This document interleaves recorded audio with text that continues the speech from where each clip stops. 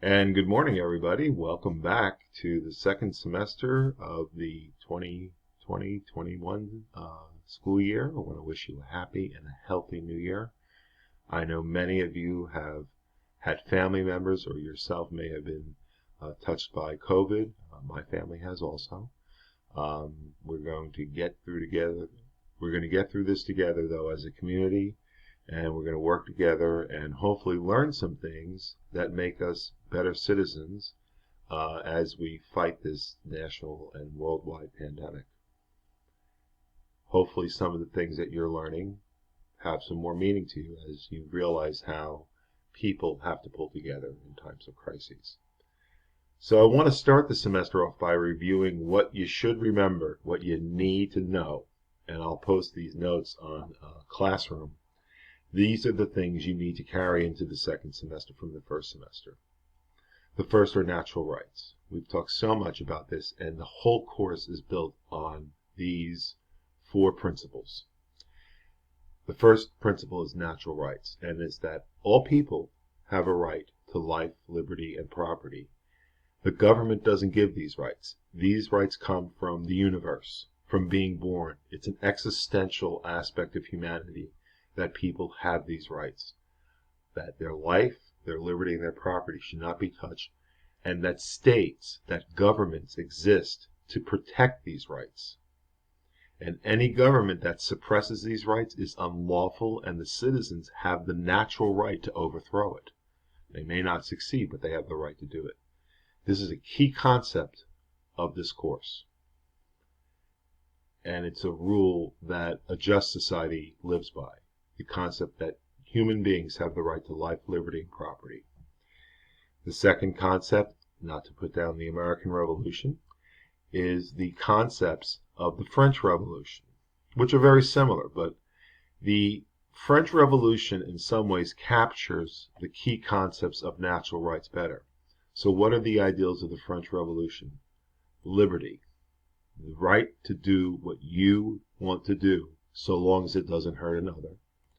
Fraternity, the concept that there is a brotherhood that needs to exist within a nation and ideally within the world, that people realize that our commonalities, our desire for life, liberty, and property should draw us together and make us collaborative rather than oppositional.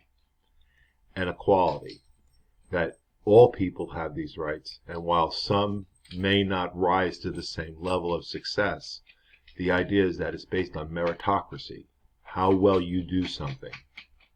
And one of the things that governments need to do is to provide opportunity for everyone to get that.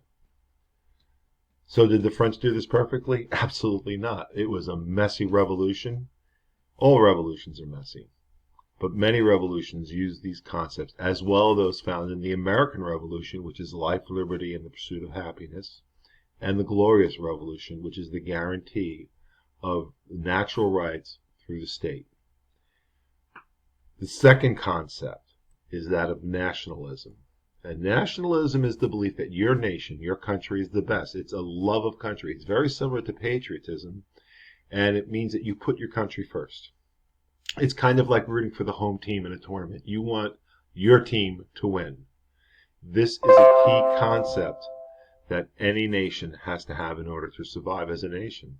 If you don't have the concept that your nation is good, that you should support your country, and that your nation does the right thing, it's very hard for a nation to survive.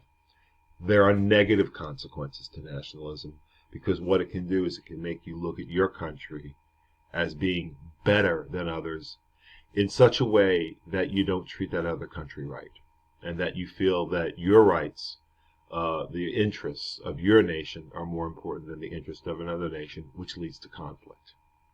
So nationalism is a source of unity for a nation, but it's also a source of potential problems between neighbors once their interests don't match, which leads us to the next concept called imperialism. And we talked about this at the end of the semester. Imperialism means that you think your nation is so good and it has the logical right to expand its influence. That means economically, politically, militarily. Your nation has a right to expand. Nationalism means that you have a right to be a strong country and that you need to support your country and root for your country. Imperialism is the idea that your country has the right to expand by other means and go beyond its borders, to have economic influence, social influence, political influence. It results from nationalism. Imperialism, every nation state goes through a period where they try to expand.